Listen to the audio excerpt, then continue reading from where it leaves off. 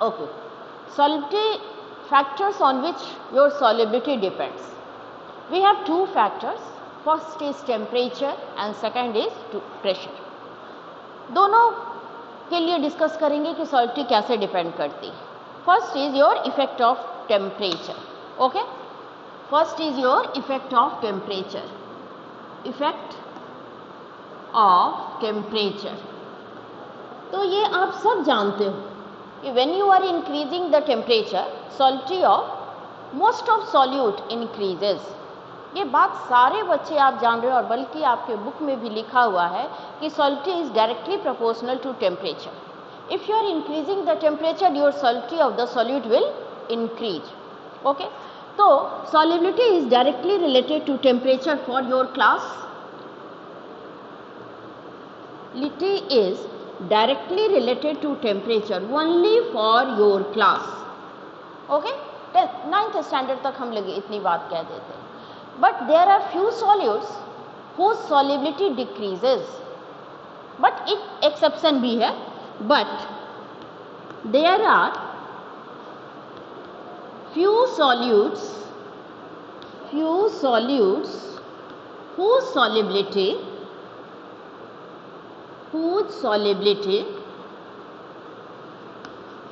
decreases with temperature. With temperature. तो ये बात एडमिट नहीं हो जाना है कि नहीं भाई सॉलिबिलिटी इंक्रीज ही करेगी, ऐसी बात नहीं है. सॉलिबिलिटी हमारी डिक्रीज भी करती है. जैसे लिथियम कार्बोनेट ले ले, पोटाशियम कार्बोनेट ले ले, तो इनकी सॉलिबिलिटी डिक्रीज करती है. तो ये बात जानना चाहिए. लेकिन अभी 9th स्टैंडर्ड में क्या कहेंगे, okay, if you are increasing the temperature solution will become unsaturated and again more solute can be dissolve. Okay, अब टेम्परेचर इंक्रीज करने पे तो सॉलिबिलिटी बढ़ गई.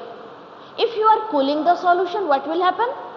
यदि हम टेम्परेचर डिक्रीज कर दे बच्चों तो क्या होगा, जस्ट अब रिवर्स वर्क होना चाहिए. टेम्परेचर इंक्रीज करने पे सॉलिबिलिटी बढ़ती है तो टेम्परेचर डिक्रीज करने पर सॉलिबिलिटी क्या होगी, डिक्रीज करेगी. As a result what will happen, already dissolve solute will be precipitate out, settle down. जो सॉल्यूट ऑलरेडी गिवन टेम्परेचर पे डिजॉल्व कर चुका है, यदि हम कूलिंग करें, ठंडा कर दें सैचुरेटेड सॉल्यूशन को एट द गिवन टेम्परेचर पे वो है तो क्या होगा, जो ऑलरेडी डिजॉल्व सॉल्यूट होगा वो क्या होगा, अनडिजॉल्व हो जाएगा. यानी नीचे कुछ होगा, सॉल्यूट पार्टिकल सेटल डाउन कर जाएगा बर्तन में. ओके, फॉलो किए मेरी बात कि टेम्परेचर डिक्रीज करने पर सॉलिबिलिटी डिक्रीज करती है. इंक्रीज करने पे सॉलिबिलिटी इंक्रीज की, डिक्रीज करने पर सॉलिबिलिटी डिक्रीज करेगी. टेम्परेचर यदि डिक्रीज करते हैं सो व्हाट विल हैपन, जो ऑलरेडी घुला हुआ सॉल्यूट होगा वो अनडिजॉल्व हो जाएगा. और जब अनडिजॉल्व हो जाएगा तो नीचे बैठ जाएगा, नीचे सेटल डाउन कर जाएगा. Okay, so this is your effect of temperature. Is it clear my students? Follow कर गए मेरी बात कि कूलिंग का क्या इफेक्ट होगा और हीटिंग का क्या इफेक्ट होगा. Is it clear? Hello students, tell me. Okay, मैंने क्या कहा बच्चों कि यदि हम टेम्परेचर बढ़ा रहे हैं, what is the effect of temperature on solubility. Temperature यदि बढ़ाओगे तो solubility of solute will increase. आपको 9th स्टैंडर्ड में यही आंसर देना है. टेम्परेचर बढ़ाने पे सॉल्यूट की सॉलिबिलिटी बढ़ जाएगी. मान लो 25 डिग्री सी पर 2 ग्राम नमक 1 kg पानी में डिज़ोल्व करता है, तो टेम्परेचर यदि हम 40 डिग्री कर देंगे तो हो सकता है कि 5 ग्राम नमक डिज़ोल्व कर जाए 1 kg वाटर में. यानी पानी का अमाउंट वही था, 1 kg वाटर पहले भी था, बाद में भी है. सिर्फ टेम्परेचर बढ़ा देने से मास ऑफ सॉल्यूट बढ़ गया. पहले हम कहें कि 2 ही ग्राम डिज़ोल्व करता था, अब कह रहे हैं 5 ग्राम डिज़ोल्व करता है. यानी सॉलिबिलिटी नमक की बढ़ गई. ठीक है, how solubility increases, by increasing the temperature. कैसे बढ़ रहा है भाई, आप टेम्परेचर बढ़ा रहे हो. ठीक है, इसी तरह आप क्या सोच सकते हो, यदि मान लो ठंडा कर दिया जाए सॉल्यूशन को, कूल कर दिया जाए, टेम्परेचर कम कर दिया जाए, 25 डिग्री से 10-15 डिग्री कर दे, क्या होगा, जो ऑलरेडी डिजॉल्व सॉल्यूट होगा, जो ऑलरेडी डिजॉल्व सॉल्यूट होगा वो क्या करेगा, अनडिजॉल्व हो जाएगा। ठीक है, यानी वो गिवन सॉल्वेंट में अब वो डिजॉल्व नहीं रहेगा लेकिन अनडिजॉल्व हो जाएगा। जब अनडिजॉल्व होगा तो क्या करेगा, वो सेटल डाउन कर जाएगा, नीचे बैठ जाएगा, बीकर में या कंटेनर में नीचे बैठ जाता है। जो डिजॉल्व है वो पूरा यूनिफॉर्मली डिस्ट्रीब्यूटेड है, जो अनडिजॉल्व होता है क्या है, या तो स्प्रेडेड रहता है या विथ टाइम वो क्या कर जाएगा, सेटल डाउन कर जाता है। ठीक है ना, ट्रू सॉल्यूशन में के केस में क्या होगा, वो सेटल डाउन हमारा कर जाएगा, जो अनडिजॉल्व सॉल्यूट होगा। ठीक है, यानी कि मान लो कि नमक है, नमक एक बीकर में है और इसमें हमने ये 100 ग्राम वाटर लिया, 100 ग्राम वाटर ले रहे हैं या 100 ml भी कह सकते हैं, और इसमें 0.5 ग्राम NaCl डिजॉल्व है। कितने टेम्परेचर पे, 25 डिग्री सेंटीग्रेड पर। अब हम टेम्परेचर इसका क्या कर दें, कम कर दें, 15 डिग्री सेंटीग्रेड टेम्परेचर कर दे रहे हैं, कूलिंग कर दे रहे हैं। कैसे कूलिंग करेंगे भाई, आइस बाथ में इसको डाल देंगे। ऑलरेडी 100 ग्राम पानी ही है, नमक 0.5 ग्राम ही डिजॉल्व है, यही केस है, सेम चीज़ यहाँ भी है, लेकिन मैंने टेम्परेचर को कम कर दिया तो यहाँ ऑलरेडी जो डिजॉल्व सॉल्यूट था पानी में बीच बीच में जाके अरेंज हो गया था, अब वो क्या होगा, अब नहीं डिजॉल्व रहेगा and that will settle down, नीचे वो सेटल डाउन कर जाएगा। यानी कि अब यहाँ पानी में ऊपर कम ही सॉल्यूट पार्टिकल्स प्रेजेंट हैं, बहुत सारे पार्टिकल्स क्या होंगे, कुछ बैठ गए। ठीक है, यानी सॉल्यूट की सॉलिबिलिटी क्या हो गई, कम हो गई। ठीक है, तो कूलिंग करने पर क्या होगा, सॉल्यूटी घटती है। Is it clear? और कोई डाउट बच्चों? Hello students, now you tell me what is the effect of pressure. Solubility पर प्रेशर का इफेक्ट क्या होगा? Effect of pressure, tell me, जज yourself, what is the effect of temperature on solubility. Pressure का क्या effect है, बताइए, जल्दी से बताइए तो बच्चों, जरा सोच के बताइएगा मुझे। Can anyone give me answer, what is the effect of pressure on solubility? There is no effect of pressure on solubility of solid in a liquid. यदि सॉलिड हमारा किसी लिक्विड सॉल्वेंट में डिसॉल्व है और फाइनल सॉल्यूशन का state क्या है, phase क्या है, स्टेट क्या है, फिजिकल स्टेट क्या है, एक्वस या लिक्विड फॉर्म में है, in that situation pressure has no effect. Pressure का कोई असर नहीं है सॉलिबिलिटी पर। प्रेशर यदि ज़्यादा कर दो या कम कर दो, सॉलिबिलिटी एज इट इज रहेगी। सॉलिड की गिवन लिक्विड में सॉलिबिलिटी एज इट इज रहेगी। क्यों भाई, क्या हम, मुझे बताओ, बेसिक बात है ना कि प्रेशर बढ़ाने पे क्या सॉलिड का वॉल्यूम चेंज करता है या लिक्विड का वॉल्यूम नहीं करता है, कंप्रेसिबल नहीं है ना। प्रेशर हम चेंज कर रहे हैं तो solid and liquid they are not affected by pressure, only gases are affected by pressure. आप पढ़ चुके हो फर्स्ट चैप्टर में। ओके, तो सॉलिड यदि कोई डिसॉल्व है या लिक्विड में, या लिक्विड लिक्विड में डिसॉल्व है, या सॉलिड सॉलिड में डिसॉल्व है, यानी गैसियस कंपोनेंट ना हो, कोई भी एक कंपोनेंट गैसियस ना हो, there is no effect of pressure. Okay, pressure has no effect on solubility. Solubility is independent of pressure. Solubility is solubility of solid, हाँ, बस बस, very good, yes yes, very good. Solubility of solid in a liquid, in a liquid, और liquid in liquid, liquid in liquid, दूसरा case, liquid in liquid is not affected, is independent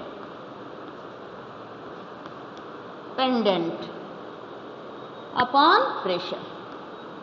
but यदि एक भी component gas हो जाए या तो solute हो जाए या सॉल्वेंट हो जाए, ठीक है। यानी गैस हमारा लिक्विड में डिसॉल्व हो, ठीक है ना, गैस हमारा लिक्विड में डिसॉल्व हो, गैस इन गैस डिसॉल्व हो, तो वैसे केस में प्रेशर हैज इफेक्ट, ओके। यानी बट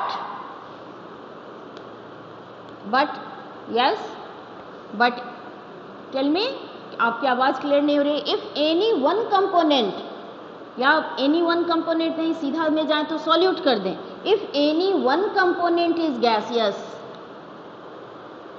कंपोनेंट इज गैसियस, ठीक है, then what will happen, solubility is directly related to pressure, solubility is directly related to pressure. जितना ज़्यादा प्रेशर बढ़ाओगे तो गैसेस, जो हमारे गैसेस होंगे वो क्या होंगे, अगर मान लो गैस हमारा पानी में डिसॉल्व है, तो गैस को जितना ज़्यादा प्रेशर डालेंगे तो पार्टिकल्स नज़दीक आएंगे और मोर number of gaseous particles they will dissolve in the given liquid, ठीक है। फॉलो किए मेरी बात। यानी प्रेशर बढ़ाने पर कोई गैस जो है लिक्विड में क्या करता है, मोर डिसॉल्व कर जाता है। और इसका एग्जाम्पल क्या है, एक्वेटिक एनिमल्स कैसे सर्वाइव करते हैं। पॉन्ड में या रिवर में या लेक में क्या है, क्या डिसॉल्व रहता है, ऑक्सीजन गैस डिसॉल्व रहता है। Oxygen gas in a liquid का केस है। किसी भी रिवर पॉन्ड में क्या होता है, gas is O2 gas, oxygen gas is dissolve in your liquid, water में डिसॉल्व। अब डाउन जैसे जैसे जितना अर्थ के डाउन जा रहे हो, ठीक है ना, जितना डीप में हम जाते हैं प्रेशर क्या होता है, इंक्रीज करता है। और जितना एल्टीट्यूड पे चले जाएं, ऊपर चले जाएं, तो क्या होगा, प्रेशर डिक्रीज करता है। ये बात सबको ही हाँ, डिक्रीज। यानी down the group deep sea में O2 की मात्रा ज़्यादा होगी because pressure is high. River या पॉन्ड में O2 क्या होता है, सफिशिएंट अमाउंट में डिसॉल्व रहता है बिकॉज इन डीप सी जितना ज़्यादा हम जाएंगे उतना ज़्यादा ऑक्सीजन अवेलेबल होगा, ठीक है। इसलिए एक्वेटिक प्लांट्स और एक्वेटिक एनिमल्स का सर्वाइवल का कारण यही है क्योंकि पॉन्ड में या रिवर में सफिशिएंट अमाउंट में ऑक्सीजन गैस डिसॉल्व रहता है, क्योंकि प्रेशर वहाँ हाई है तो ऑक्सीजन अच्छे से डिसॉल्व रहता है। लेकिन ये देखो, मान लो कि टेम्परेचर बढ़ गया, गर्मी बहुत हो गई समर में, पॉन्ड में मछली है, एक्वेटिक प्लांट्स है, ऑक्सीजन, ठीक है, तो टेम्परेचर बढ़ा देने पर यानी कि समर में काफ़ी गर्मी हो रही है तो देखते हैं कि एक्वेटिक प्लांट्स और एनिमल्स डाई करने लगते हैं। क्यों डाई करते हैं, टेम्परेचर बढ़ा दिए, टेम्परेचर हम क्या कर रहे हैं कि बढ़ा दे रहे हैं, ठीक है ना। अब टेम्परेचर, तुम ज़रा सोचो कि मैं क्या कर रही हूँ, हम ट्रैक से थोड़ा हट गए हैं, अपने बुक से थोड़ा हट गए हैं, जनरल बात कर रहे हैं। पानी का टेम्परेचर बढ़ गया समर डेज में, गर्मी का खूब गर्मी पड़ रही है, 40-45 डिग्री टेम्परेचर हो गया, 55 डिग्री टेम्परेचर कहीं हो गया, तो पॉन्ड के वाटर का भी वही पानी का है। टेम्परेचर बढ़ने से क्या होगा भाई, ऑक्सीजन गैस जो डिसॉल्व है उसकी सॉल्युबिलिटी बढ़ेगी कि घटेगी, बोलो। टेम्परेचर मैं बढ़ा रही हूँ, थोड़ा सोच के बोलो। टेम्परेचर बढ़ाओगे तो क्या होगा, गैस का काइनेटिक एनर्जी बढ़ेगा, बोलिए, तेजी से मूव करने लगेगा। गैसियस पार्टिकल्स पानी में पहले जितना स्लो मूव करेगा उतना वो आराम से ज़्यादा डिसॉल्व है। लेकिन गैसियस पार्टिकल्स में का काइनेटिक एनर्जी यदि बढ़ जाएगा तो उसकी एस्केपिंग टेंडेंसी भी बढ़ जाएगी। हाँ, इवापोरेशन रेट नहीं बढ़ जाएगा। गैसियस पार्टिकल्स, मान लो आप जानते हो ना कि सरफेस फेनोमेना है, evaporation is a surface phenomena. ये हमारा लेक है और इसमें क्या है कि पानी है और O2 गैस डिसॉल्व है, टेम्परेचर बढ़ गया, टेम्परेचर इंक्रीज हो गया, ठीक है ना। टेम्परेचर यदि इंक्रीज कर गया, इंक्रीजेज समर डेज में इंक्रीजेज, तो ये जो O2 है, O2 मान लो कि इस तरह से है, ये O2 है, तो इसकी काइनेटिक एनर्जी इंक्रीज कर गई, काइनेटिक एनर्जी इंक्रीज कर गई, इंक्रीजेज। अब काइनेटिक एनर्जी इंक्रीज कर गई तो ये तेजी से इधर जाएगा उधर जाएगा और ये सरफेस से भी जाके टकराएगा, ठीक है ना। तो सरफेस पर भी O2 के मॉलिक्यूल्स पहुंच रहे हैं और क्या करेंगे, चूंकि टेम्परेचर ज़्यादा है तो इनकी एस्केपिंग टेंडेंसी, उड़ने की टेंडेंसी बढ़ गई।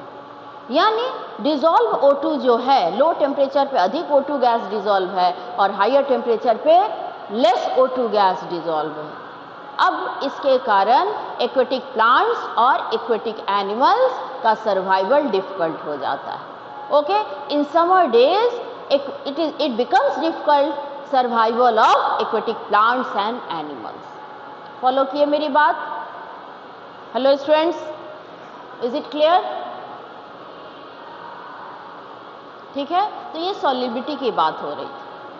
अब सॉलिबिलिटी पे न्यूमेरिकल है और सॉलिडिटी ऑफ न्यूमेरिकल आप खुद भी करोगे और हम नेक्स्ट क्लास में भी करवाएंगे। सिंपल सा रिलेशन है, पिछले क्लास में बता दिए थे, mass of solute divided by mass of solvent into 100, इतना ही करना था ना, मास ऑफ सॉल्वेंट यहाँ लेना।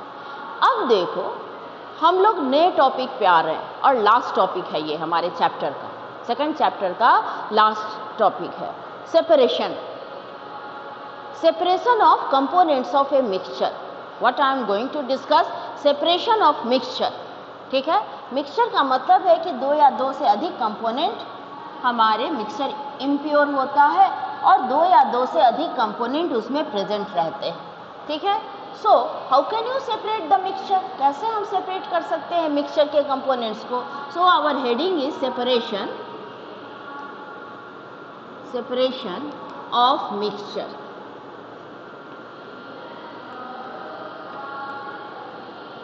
ओके, फैक्ट क्या है, जो हमारे कंपोनेंट है मिक्सचर के कई तरह से उनकी फिजिकल प्रॉपर्टी डिफर करती। मिक्सचर का मतलब कि नो केमिकल रिएक्शन, मिक्सचर का मतलब क्या कि कंपोनेंट्स के बीच कोई केमिकल रिएक्शन नहीं हुआ। फिजिकल इंटरैक्शन हो सकता है, फिजिकल इंटरैक्शन हुआ होगा, ठीक है, अट्रैक्शन हुआ होगा, but that will be all physical in nature, not chemical in nature. कोई बॉन्ड नहीं बना होगा, केमिकल बॉन्ड नहीं बना होगा। ठीक है, अब क्या है कि ये जो कंपोनेंट्स हैं वो आपस में, दो कंपोनेंट या चार कंपोनेंट ही क्यों नहीं हो मिक्सचर में, उनकी प्रॉपर्टीज, फिजिकल प्रॉपर्टी डिफर करती है। किसी भी मिक्सचर में जो कंपोनेंट्स हैं उनकी फिजिकल प्रॉपर्टी आपस में नो डाउट डिफर करती है।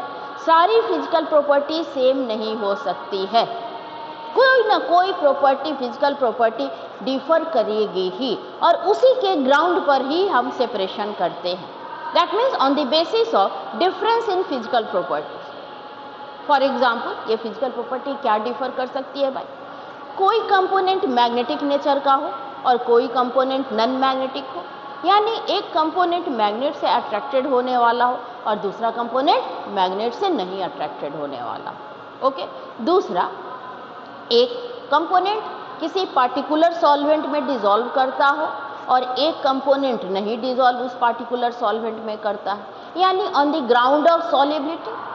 तो एक फिजिकल प्रॉपर्टी मैंने डिसाइड किया मैग्नेटिक प्रॉपर्टी, दूसरा डिसाइड किया सॉल्युबिलिटी।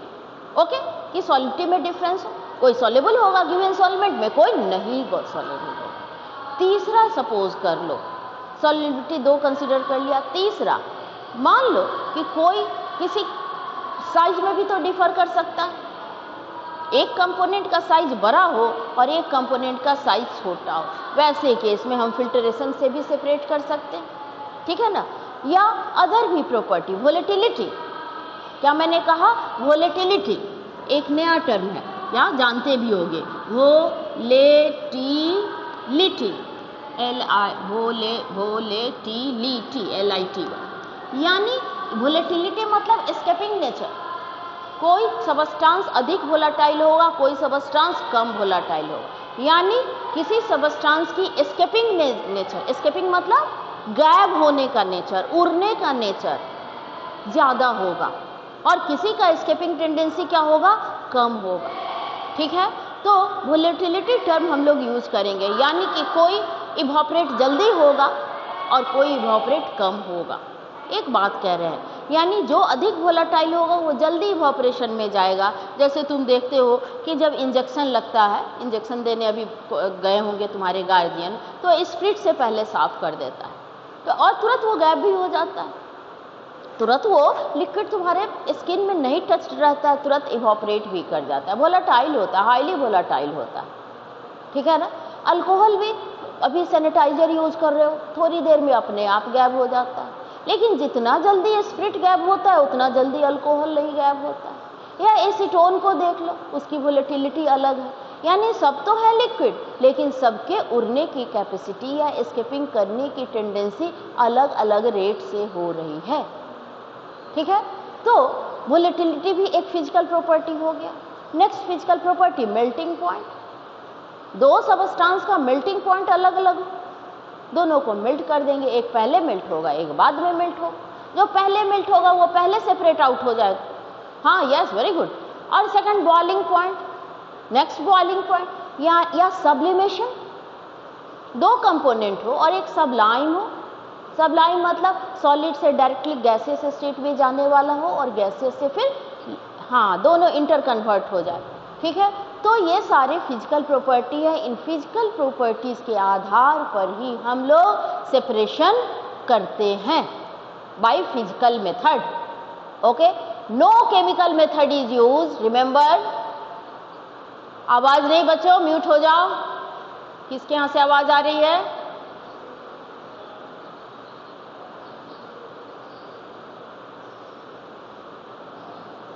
हम तुरंत ये कर देंगे, रिमूव कर देंगे, इस तरह करोगे तो मुझे 1 सेकंड नहीं लगेगा। चलो, अब क्या है कि हम सेपरेशन, ये डिसाइड हो गया कि फिजिकल प्रॉपर्टीज के आधार पे हमारा सेपरेशन होता है, ठीक है। तो उन सारी फिजिकल प्रॉपर्टी के बारे में भी समझने पर ही ज़्यादा आसानी से हम काम कर सकते हैं। अब क्यों नहीं सारे मिक्सचर को, वेराइटी ऑफ मिक्सचर्स हैं जिनके कंपोनेंट फिजिकल प्रॉपर्टी में डिफर कर रहे हैं, उनको हम कैटेगराइज कर दें।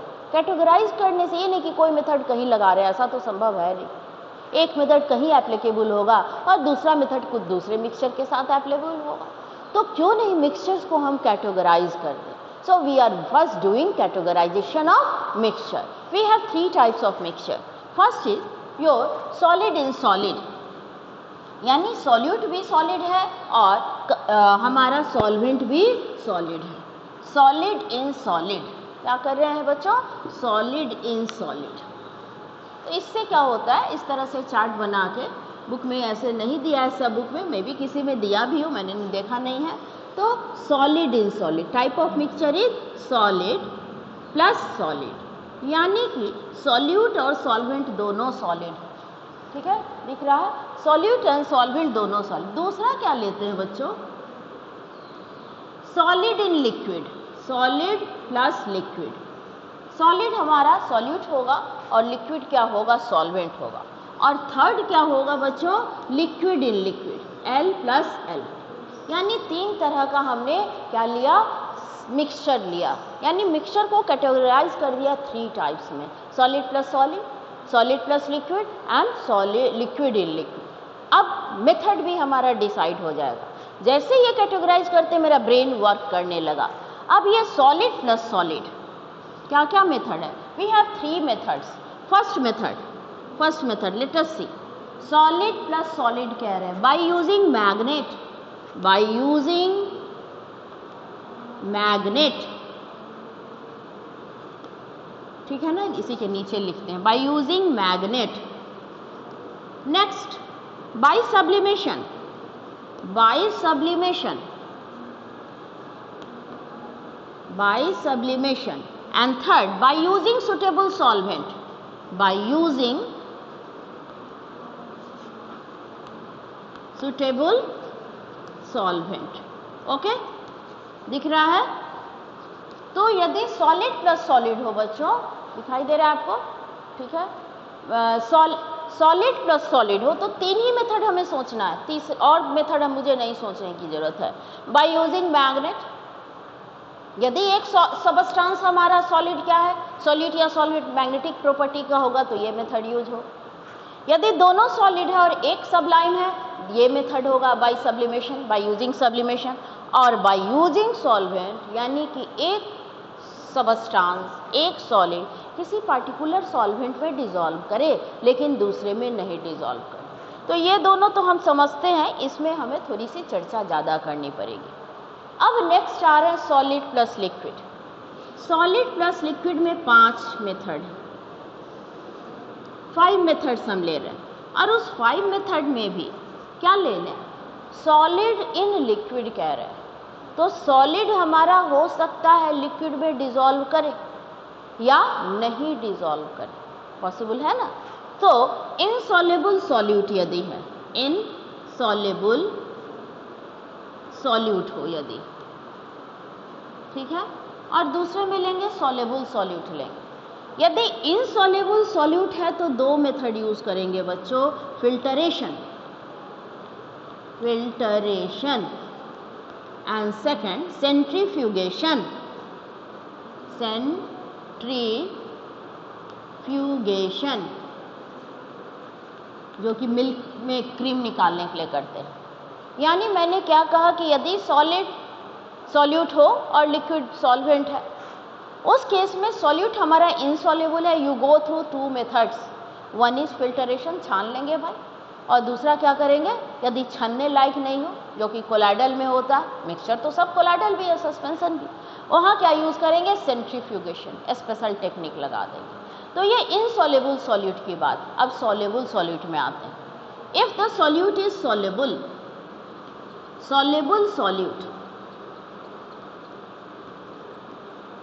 यदि सॉल्यूट हमारा सॉल्युबल है तो और मेथड देखो क्या यूज करते हैं।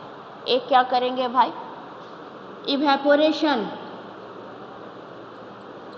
Evaporation, next crystallisation,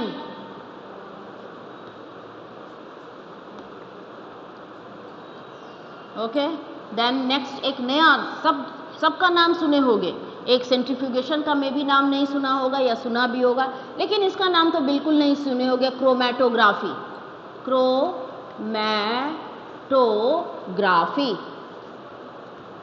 and last one is distillation, 4th method distillation.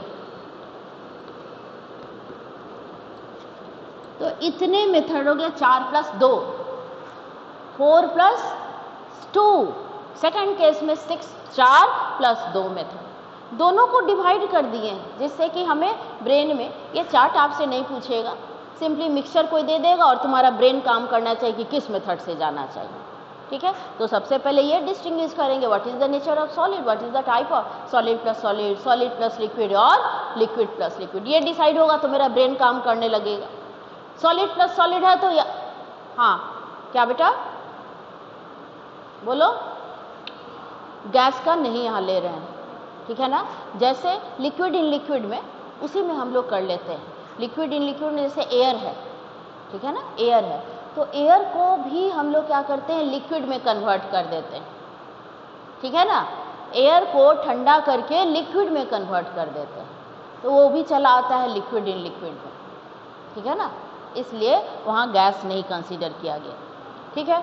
तो सॉलिड प्लस लिक्विड में आपने देख लिया कि भाई यदि सॉल्युबल है या इनसॉल्युबल है, उसके अनुसार ब्रेन तुम्हारा काम कर रहा है, ब्रेन तुम्हारा काम कर रहा है कि इनसॉल्युबल है, डू फिल्टरेशन, और यदि फिल्टरेशन होने लायक नहीं है तो special technique, that is centrifugation. यदि सॉल्युबल है, इवोपरेट इट, एक को इवोपरेट कर दें, ठीक है। दूसरा क्रिस्टलाइजेशन करेंगे, क्रोमैटोग्राफी करेंगे एंड डिस्टिलेशन करेंगे। Now come to next, liquid plus liquid. ये लिक्विड प्लस लिक्विड में क्या होगा, 2 मेथड हम यूज कर रहे हैं, लिक्विड प्लस लिक्विड में only 2 methods, liquid plus liquid में 2 मेथड यूज करने जा रहे हैं। लिक्विड में 2 मेथड कौन है, एक है फ्रैक्शनल डिस्टिलेशन, एक का नाम क्या है, डिस्टिलेशन, तो यहाँ जाना, फ्रैक्शनल डिस्टिलेशन की बात कर रहे हैं, ठीक है। तो fractional, one is fractional distillation, fractional distillation, and second one is बोलिए, एक मिनट लिखना बता रहे, रुक जाओ एक मिनट बस मुझे लिखने दो। और दूसरा by using separating funnel, by using separating funnel. ये दो मेथड हमारा यूज होता है लिक्विड में। अब बोलो क्या कह रहे हो, चलो यस टेल मी। हाँ, पेट्रोलियम के कंपोनेंट्स,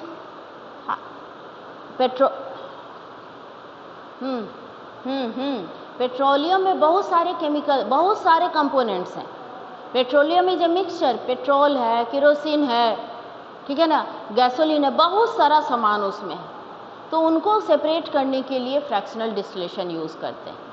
और स्पेशल, जो कि सबसे लास्ट टॉपिक है लेकिन तुमने कह दिया, तो फ्रैक्शनल डिस्टिलेशन तभी यूज होता है यदि बॉइलिंग पॉइंट में काफ़ी कम डिफरेंस हो। कंपोनेंट्स के बॉइलिंग पॉइंट में बहुत कम डिफरेंस होगा तब फ्रैक्शनल डिस्टिलेशन यूज होता है। और यदि बॉइलिंग पॉइंट में ज़्यादा डिफरेंस है, ठीक है ना, तो वैसे केस में सिंपल डिस्टिलेशन यानी यहाँ डिस्टिलेशन वाला यूज हो जाता है। ठीक है, चार्ट समझ में आ गया। अब हम लोग पार्टिकुलर एक एक करके देखेंगे। इज इट क्लियर कैसे हम सेपरेशन की तरफ जाएंगे? Is it clear? कुछ और भी बोर्ड पर किसी तरफ घुमा के दिखाना है? ओके, एक तरफ से देखिए, यहाँ से सेपरेशन ऑफ मिक्सचर पहले ये देखे, ठीक है ना, solid plus solid, solid plus solid, we have three methods: by using magnet, by sublimation, by using suitable solvent, in which when you have solid plus solid. Second is solid plus liquid ले रहा है, इसमें या your solute may be soluble or insoluble. If insoluble, we are using two methods: filtration and centrifugation. Filtration and centrifugation. Okay. Next is if the solute is soluble.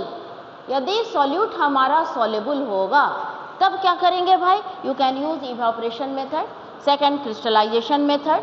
Okay, solute हमारा soluble है, जैसे नमक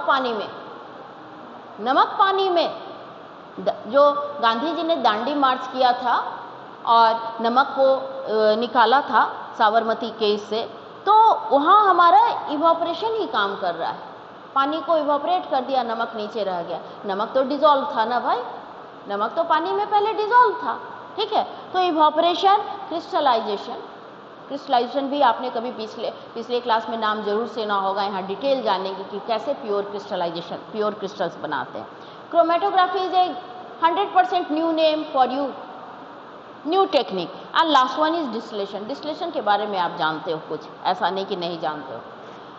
Last one is liquid plus liquid. Liquid plus liquid में only we have two methods: fractional distillation and next one is separation by using separating funnel. तो इतने method से हमारे physical method हैं सेपरेशन के, और वन बाय वन हमें जाना है।